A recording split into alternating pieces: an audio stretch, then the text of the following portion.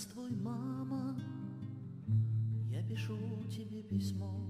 Aleksandar Makedonski, Arapi, Mongoli, Britanci, Sovjeti i Amerikanci imali su nešto zajedničko. Svi su pokušali osvojiti i pokoriti Afganistan i svi su u pokušaju propali. Rat u Afganistanu između SSSR-a i islamskih ratnika mudžahedina je trajao nešto više od 9 godina. Odneo je preko 1 miliona afganistanskih i oko 15.000 sovjetskih života. To je bio rat koji se slobodno može reći bio šlag na tortu za raspad najveće države na svijetu. Isto tako, sovjetsko-afganistanski rat je bio zadnji sukob hladnog rata gdje su se sukobile dve velike sile SAD-a i SSSR-a. Za razliku od posrednog sukoba u Vijetnamu, rat u Afganistanu je donio i danas nerešene probleme cijelog svijeta. Od nekoliko miliona nagaznih mina širom Afganistana pa do globalnog terorizma ovih dana. 7. januara 1988. godine je u provinciji Paktija bilo prohladno, vedro, ali prohladno. Jedan vod 9. satnije 345. samostalne vazdušno-desantne pukovnije je osiguravao položaj na brdu 3234. Ništa posebno niti zahtevno, atmosfera je bila opuštena. Ali opet, atmosfera nije bila preopuštena jer je zadatak bio osiguravanje i nadgledanje puta kojima je trebao proći konvoj sovjetskih vozila. Negdje oko 15:20 Rustam Karimov, vojnik na stražarskoj dužnosti, primećuje neko kretanje na otprilike kilometar od baze. 10 minuta kasnije, iz vedra neba na bazu se spustio pakao. Minobacački projektili su padali posvuda, sovjetski vojnici su se sklonili u rovove i zaklone dok opasnost ne prođe. Čim je minobacački napad prestao, začula se silna buka. Pogledali su dvogledom i vidjeli su masu mudžahedina kako jurišaju na njihove položaje. Odmah su organizovali odbranu i pozvali topovsku potporu. Ali to je tek bio uvod u glavni napad, 39 sovjetskih vojnika protiv 270 mudžahedina. Prvi od 11 napada usledio je odmah. Napad je došao iz dva smera. Sovjetima je put sa konvojom bio iza leđa i taj put su morali čuvati po svaku cenu. U prvom napadu, mudžahedini su došli na otprilike 100 metara od sovjetskih položaja i otvorili su žestoku vatru. Sovjeti se nisu dali i uzvraćaju vatru neprekidno. U tom trenutku oko 20 mudžahedina uspijeva zaći Sovjetima iza leđa. To je zapazio razvodnik Vjačeslav Aleksandrović Aleksandrov i otvara vatru iz teškog mitraljeza iz neposredne blizine. Svi napadači ginu. Odmah potom druga grupa mudžahedina napada i jedan sovjetski vojnik biva ranjen. Razvodnik Aleksandrov izlazi iz zaklona i na rame stavlja ranjenika, te ga kišom metaka dovodi u zaklon.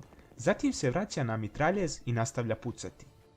Tada blizu njega pada ručna bomba i teško ga ranjava. Aleksandrov se ne predaje i nastavlja pucati i davati potporu jednoj svojoj desetini koja se izvlači sa isturenog položaja.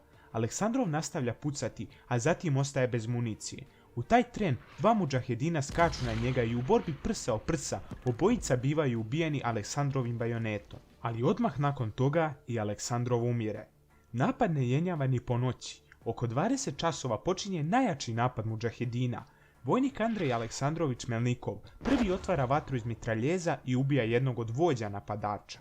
Puca po napadačima bez prestanka i uspijeva obiti napad sa svog pravca. Tada menja okvir sa municijom, ali u tom trenutku neprijatelj opet navaljuje. Melnikov uzima svoju pušku iz neposredne blizine i ubija nekoliko napadača. Ubrzo mu u pomoć dolazi vojnik Zurab Mentešašvili i zajedno njih dvojica osiguravaju svoju tačku otpora. Također jedan od junaka bitke je bio i snajperista Ruslan Bezberodov. On je postigao nekoliko pogodaka na udaljenostima od preko 500 metara. Vojnik Sergej Bobko, koji je bio medicinski tehničar voda, sam je previo 11 ranjenika, a njih 4 je izvukao na sigurno pod pljuskom metaka. Također predložen je za orden Heroja Sovjetskog saveza, ali ga nije dobio. Vasilij Kozlov je pred jutro obišao položaj i izvestio nadređene da je borba gotova. Ali čim je to rekao u slušalicu, odjeknuo je hitac. Kozlov se okrenuo i video kako prema njemu ide jedan mudžahedin sa uperenom puškom, a onaj hitac ga je promašio i puška neprijatelja se nekako zaglavila. Kozlov ni trenutka nije oklevao, nego je skočio na neprijatelja i ubio ga golim rukama. Što mu i nije bio neki problem ako ćemo uzeti u obzir da je bio planina od čoveka, visok 2 metra i težak 115 kg. Tako je opet uzeo slušalicu u ruke i naglašeno rekao da su sad stvarno borbe gotove. Priča ove bitke je krajnje neverovatna. Od 39 sovjetskih vojnika, 6 ih je poginulo, a 28 je bilo ranjeno. Samo 5 vojnika je ostalo netaknuto. Aleksandrov i Melnikov su posthumno odlikovani za hrabrost ordenom Heroja Sovjetskog saveza. Svaki pripadnik ovog voda je odlikovan ordenom Crvene zvezde i ordenom Crvene zastave. Mudžahedini su imali preko 200 mrtvih, a nakon bitke je utvrđeno da su njih 30-ak bili komandosi pakistanske vojske i da su bili naoružani američkim oružjem. Sva vozila iz konvoja su prošla putem i nijedno vozilo nije bilo oštećeno. Ispunili su zadatak besprekorno. Ovaj vod je posljednji vod koji je prešao sovjetsko-afganistansku granicu prilikom povlačenja iz Afganistana 15. februara 1989. godine. Nadam se da ste uživali u današnjem videu. Ako jeste, ostavite like i subscribe u znak podrške, a do sljedećeg videa pozdrav!